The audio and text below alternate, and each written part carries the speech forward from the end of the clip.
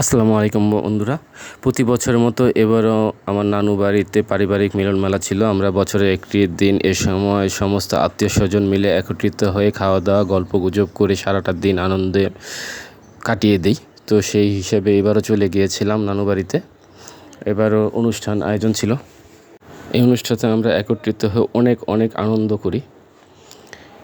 তো দেখতে পাচ্ছেন বাড়িতে চলে আসছি। এই যে খাওয়া দাওয়ার অনুষ্ঠান, এখানে আজকে খাওয়া দাওয়ার অনুষ্ঠানে ছিল গরুর মাংস, মুরগির রোস্ট, ডিমের কোরমা, মাছ ভুনা, সাদা ভাত, পোলাও ভাত, দই, মোজো ড্রিঙ্কস, সেই সাথে ছিল অনেক সুস্বাদু মিষ্টি এবং দইটাও অনেক মজার ছিল। তো এই যে দেখেন খাওয়া দাওয়া করতেছে আমার দুলা ভাই আছে, খালু আছে, খালতো ভাই আছে, আর আমার মেজো মামা সবাইকে খাওয়াচ্ছিলেন। আর খালাম্মাও পিছনে দাঁড়িয়েছিল।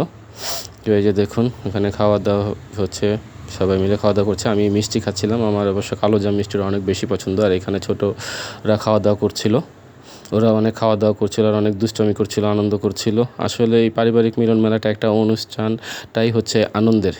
তো সবাই মিলে খাওয়া দাওয়া করে গল্পগুজব করে বিকালবেলা আমরা সবাই বাড়ি চলে আসছি। তো আপনারা সবাই আমাদের জন্য দোয়া করবেন, ভালো থাকবেন, সুস্থ থাকবেন। আল্লাহ হাফেজ।